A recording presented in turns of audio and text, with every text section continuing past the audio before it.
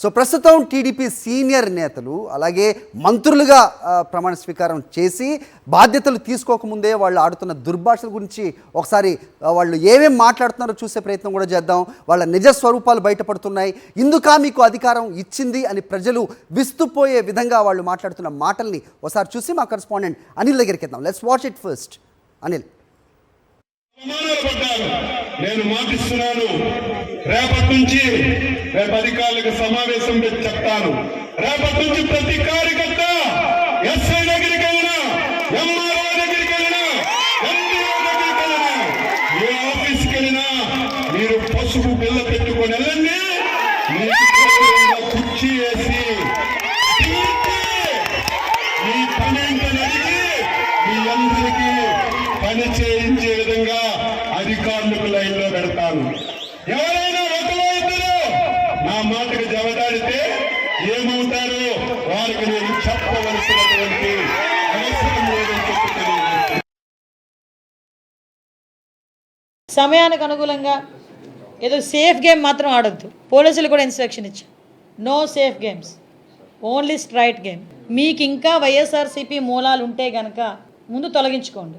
మేము తొలగించుకోలేకపోతున్నాము అనుకుంటే గనక పక్కకు తప్పుకోండి. ప్రజల గురించి పనిచేసే వాళ్ళని, ప్రజా సంక్షేమం గురించి పనిచేసే వాళ్ళని మేము తెచ్చుకొని మేము పని చేయించుకుంటాం.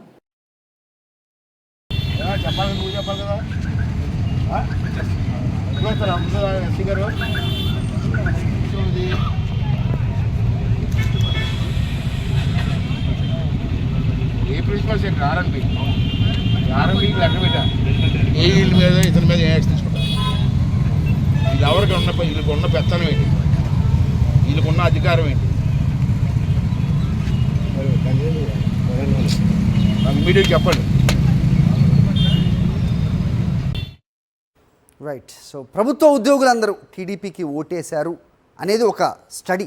అది వాస్తవా కాదా, ఎన్ని ఓట్లు వచ్చినాయి, దాని జోలికి మనం వెళ్ళట్లేదు. కానీ ప్రస్తుతం ఆ ఉద్యోగస్తులపై సీనియర్ నేతలు నోరు పారేసుకుంటూ బూతు పురాణం ఏ విధంగా విప్పుతున్నారో మనం చూస్తున్నాం.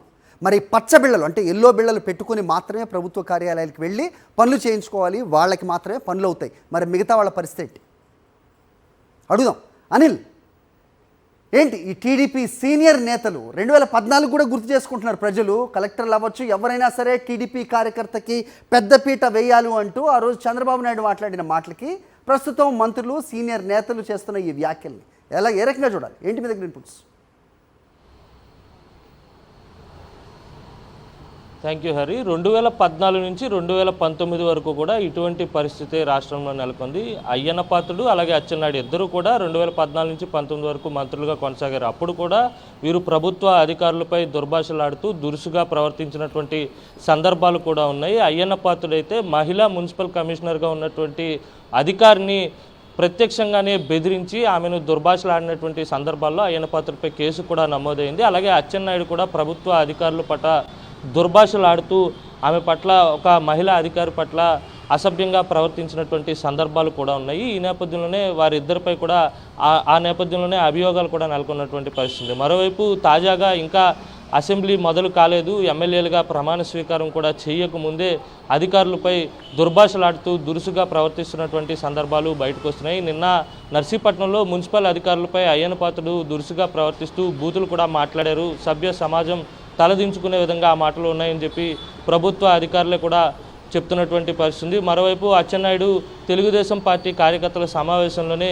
పసుపు బిల్ల వేసుకుని వెళ్తే అధికారులు కూర్చోబెట్టి టీ ఇచ్చి మీ పని చేస్తారు, ఎస్ఐ కావచ్చు, ఎంఆర్ఓ కావచ్చు, ఎండిఓ కావచ్చు, ఎవరైనా సరే పని చేయకపోతే ఏం జరుగుతుందో నేను ప్రత్యక్షంగా వారికి చెప్పాల్సినటువంటి అవసరం లేదని చెప్పి అచ్చెన్నాయుడు బహిరంగంగానే వ్యాఖ్యానించినటువంటి పరిస్థితి. మరోవైపు అయ్యన్న పాత్రుడు కూడా ఇంకా ప్రమాణ స్వీకారం చేయకముందే పూర్తిగా స్పీకర్ని అవుతాను, మీ అందరి సంగతి తెలుస్తాను, మీ అందరినీ కూడా నిలబెడతానంటూ కూడా అక్కడ ఉన్నటువంటి మున్సిపల్ అధికారులను బెదిరించినటువంటి సందర్భాలు కూడా మనం చూసాం. మరోవైపు అనిత స్వీట్ వార్నింగ్ అంటూనే పోలీసు అధికారులకు స్ట్రాంగ్ వార్నింగ్ ఇచ్చినటువంటి పరిస్థితి.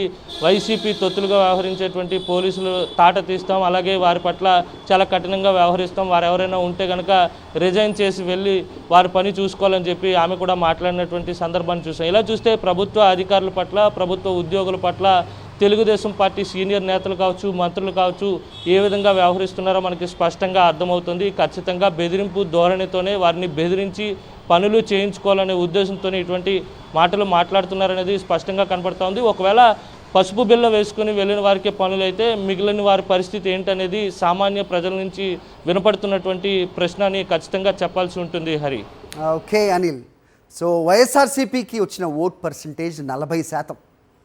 రైట్. సో వాళ్ళకి ప్రభుత్వంతో పనులు ఉంటాయి, ఎవరికైనా పనులు ఉంటాయి. మరి వాళ్ళు ఏం చేయాలి? సో పార్టీలకు అతీతంగా పారదర్శకంగా పాలన అందిస్తాం అన్న గత ప్రభుత్వం ప్రస్తుతం తెలుగుదేశం కార్యకర్తలకి మాత్రమే ఒక ప్రత్యేక ట్రీట్మెంట్ ఇవ్వాలి అంటూ అధికారులకు హుకుం జారీ చేస్తున్న ప్రస్తుత పెద్దల తీరు మరి ఏ రకంగా చూడాలి, ఎవరు గమనించాలి? ఆఫ్కోర్స్ ప్రజలు ఖచ్చితంగా గమనిస్తారు.